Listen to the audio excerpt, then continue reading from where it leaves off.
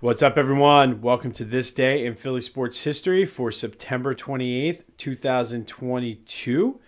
Before we get into this day, just a few housekeeping things. The new Back to the Future podcast dropped last night. Check it out wherever you get your podcast from. The YouTube video also is up and posted on the YouTube channel, so if you're more of a visual person, go check it out there.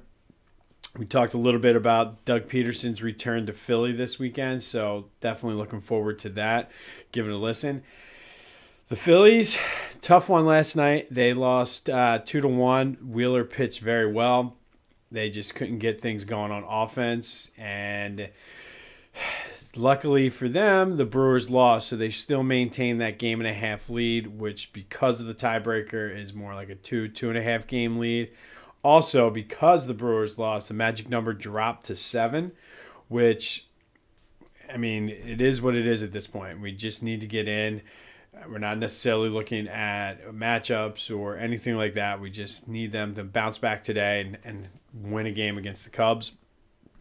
And the Braves won, Mets lost, so I think they're tied for the division lead. Not that at this point it matters who we play. Like I said, I just want to get in, want to see them in the postseason. So hopefully we continue to whittle down that magic number and get ourselves into the wild card. But on this day, September 28th, 1993, the Phillies went out to Three Rivers Stadium to play the Pirates.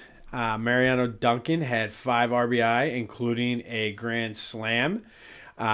Phillies won 10-7, and this was important because this is when that 93 team finally did win the division. They were in first place most of the season. They started off hot and just never really looked back. There were a few times throughout the season that things got a little dicey. The Cardinals, I believe, were the next competitor in the NL East that year, but they were able to hold on and win the division by a few games. But I remember, if you haven't done so already, go back. There's a couple of YouTube videos of this game, and just Harry Kalas going nuts when Duncan hit this grand slam is priceless. But then just his little riff at the end of the game when they did clinch, you talked about this great band of throwback players, and like it was awesome. It was just Harry Kalas being Harry Kalas, and I just remember that entire season was fun. We didn't have Prism, so when the Phillies did play their home games on Prism, I had to listen to them on the radio. But I did not miss a game that year, whether I was watching or listening to it. It was just a great way to spend the summer, and one of my all-time favorite fun teams to watch. They were just incredible. A lot like the 2008 team, where they were just never out of games. They could be down 9-0 and win a game 10-9, and you didn't even think twice about it. The difference with this team is there were times where they could be up 9-0 and they lost a couple of those games 10-9. But this day, Philly sports history, September 28th, 1993, the Phillies beat the Pirates to win the NL East.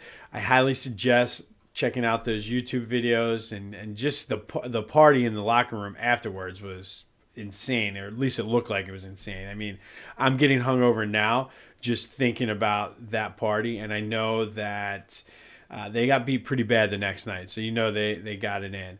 But be sure to check out the new episode of Back to the Future wherever you get your podcast. Like the video on YouTube. Follow me on Twitter, TikTok, Jimbo_Mont. And until next time, have yourself a Wednesday. Go Phils, and I'll see you when I see you.